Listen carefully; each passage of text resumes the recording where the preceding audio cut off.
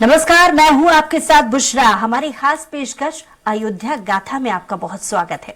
अयोध्या के राम मंदिर में रामलला की प्राण प्रतिष्ठा 22 जनवरी को होने वाली है। पूरा अयोध्या इस समारोह के लिए सज धज कर तैयार हो गया है। समारोह से पहले मंदिर शहर में लगाए गए पोस्टरों और होर्डिंग्स पर लगाए गए नारों में शुभ घड़ी आई, तैयार है अयोध्या धाम, विराजेंगे श्री राम और राम फिर लौटेंगे जैसे नारे शामिल हैं। शहर को भगवा झंडों और भगवान राम के विशाल कटआउट से सजाया गया है, जिन्हें राम पथ के मध्य में लगाया गया है। और वहीं सुरक्षा के लिए राम की नगरी में सुरक्षा एजेंसियां अलर्ट मोड पर हैं। चप्पे चप्पे पर जवानों की तैनाती की गई है। इधर लोक गायक अपनी प्रस्तुति से रामलला के जीवन को जीवंत कर रहे हैं। तो शुरू करते हैं अयोध्या गाथा।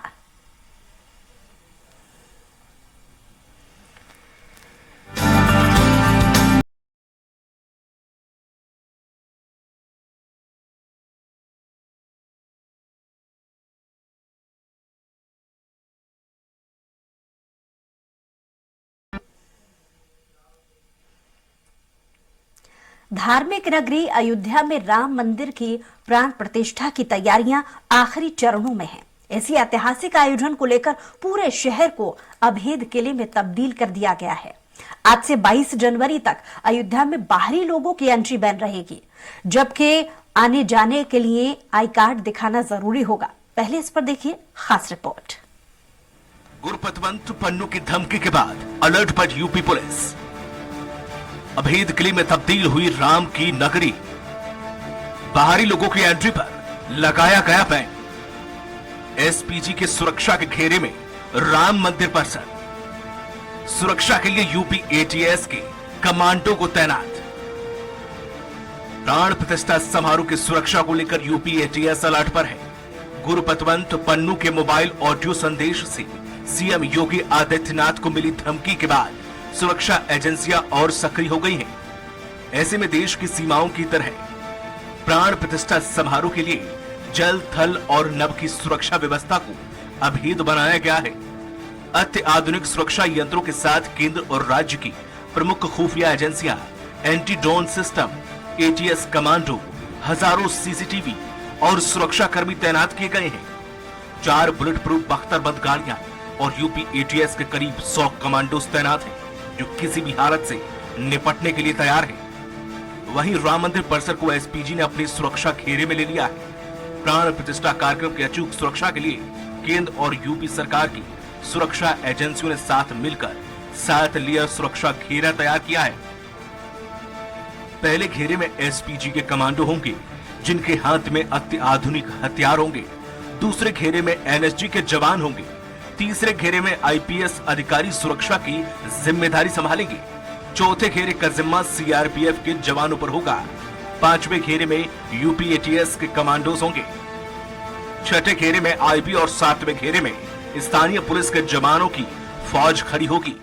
पर्याप्त फोर्स तैनात किया है और लगातार हम लोग सारे पीएसी, सीएपीएफ और अदर फोर्सेस को हम लोगों ने एक्टिवेट किया हुआ है और लगातार भ्रमण करके इसको ब्रीफिंग और रिहर्सल के माध्यम से उसका सुनिश्चित करा रहे हैं। Thank you.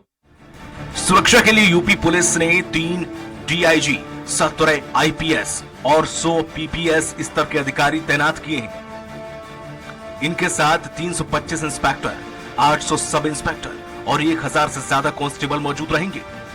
पीएसी की 4 कंपनियों को भी लोगों की सुरक्षा के लिए तैनात किया गया है। राम मंदिर प्राण प्रतिष्ठा का मुख्य कार्यक्रम एसपीजी की निगरानी में होगा। साथ ही सीआरपीएफ, एटीएस और एसटीएफ के अधिकारी काम करेंगे। Bureau report, Lucknow.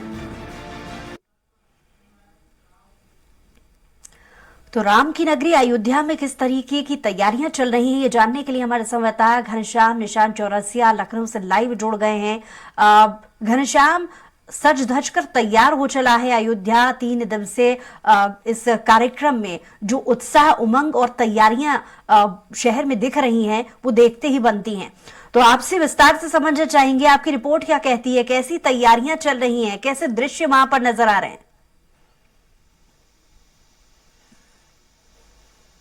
नव्यता यहाँ की देखिए, दिव्यता देखिए, भव्यता देखिए, सब सब कुछ अपने चरम कष्ट है, एकदम ऊपरी हिस्से में है।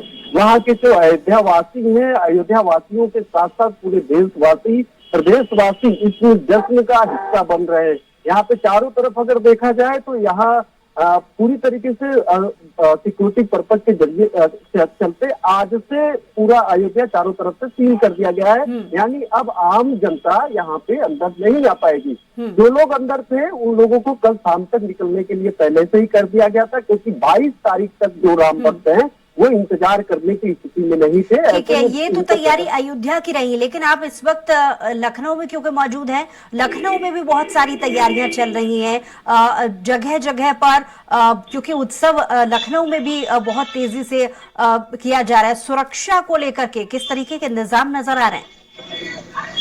बिल्कुल, लखनऊ में भी सुरक्षा व्यवस्था बढ़ा दी गई है और 1992 के बाद पहली बार ऐसा होगा कि इस तरीके की सिक्योरिटी और ग्रीन जोन में अयोध्या को रखा जाएगा। इसके पहले 1992 दूसरी बार जब अभी प्रधानमंत्री नरेंद्र मोदी पिछले महीने जब वो अयोध्या आए थे तब, और अब जो है रामलला की प्राण प्रतिष्ठा होगी तब ये पहली बार ऐसा होगा 1992 के बाद इस तरीके से ग्रीन जोन को बना करके अयोध्या को और अयोध्या के आसपास के जिले जो जिन जिन के बॉर्डर अयोध्या से जुड़े हुए हैं, इधर से बाराबंकी, उधर से गोंडा, बस्ती, अब चारों तरफ से अगर देखा जाए तो अम्बेडकर नगर, इन चारों तरफ अगर देखा जाए तो सिर्फ अयोध्या ही नहीं, अयोध्या को तो सील कर ही दिया गया है। अयोध्या के से सटे हुए जो जिले हैं वहां पर भी सुरक्षा के चाक चौबंद व्यवस्था कर दिए गए हैं। किसी तरीके से समस्या ना आए, किसी तरीके की वहां पे अनहोनी ना हो, इसके लिए एहतियातन सभी जिलों में सिक्योरिटी फोर्सेज बढ़ा दिए गए हैं। और लगातार पिछले 1 महीने से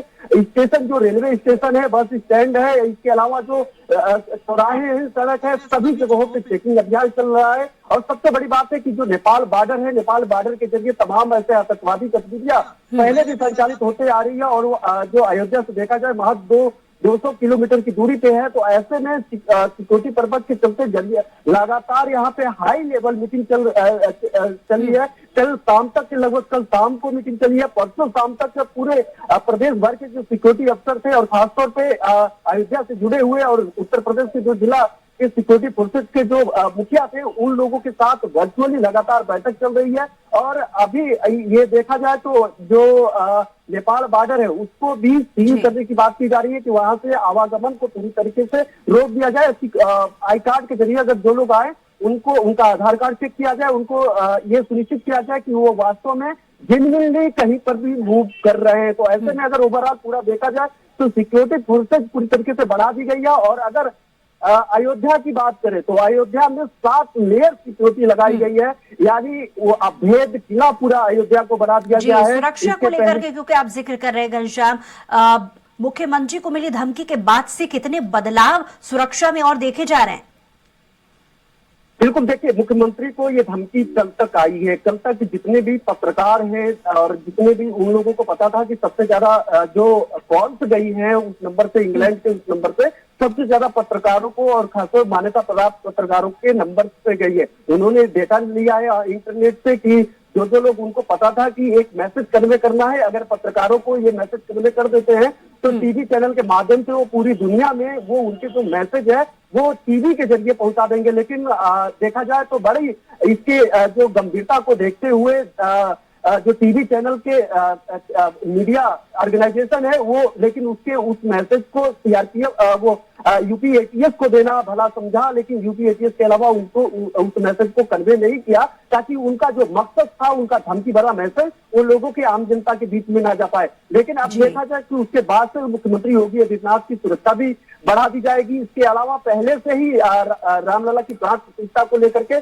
पिछले 3 महीने से सिक्योरिटी को लेकर के अलग अलग स्तर से सारी तैयारियां की जा रही थी। और सिर्फ वहीं पे नहीं, उनको पता है कि इतना बड़ा 500 सालों का ये वक्त है। और अगर पिछले 100-150 सालों की बात करें तो जब भी अयोध्या से जुड़े और राम मंदिर और बाबरी मस्जिद से जुड़े मुकदमे जब सुनवाई के लिए होते थे, तब भी धारा 144 और कर्फ्यू जैसा माहौल उत्तर प्रदेश में, और उत्तर प्रदेश के अलावा तमाम ऐसे विशेष जाति के, विशेष धार्मिक लोग जहां पे रहते थे, वहां पे सिक्योरिटी फोर्स लगातार बढ़ा दिया जाता था। ऐसे में एहतियात और चुनौती दोनों तौर पे उत्तर प्रदेश सरकार, केंद्र सरकार, जो भी सिक्योरिटी एजेंसियां है, आईबी, एसपीजी, एनएसजी, जितनी भी सिक्योरिटी एजेंसियां, उन लोगों ने हर तरीके से एहतियातन सारी सुरक्षा व्यवस्था चुस्त दुरुस्त करने की पहले से व्यवस्था की थी। अब चूंकि पन्नू ने इस तरीके की मैसेज कन्वे किया, 3 लोगों को गिरफ्तार किया गया था। सीकर का एक व्यक्ति था जो यहाँ पे आ रहा था, उससे पूछताछ की जा रही थी। यूपी एटीएस ने 3 लोगों का नाम और उनका फोटो भी जारी किया था।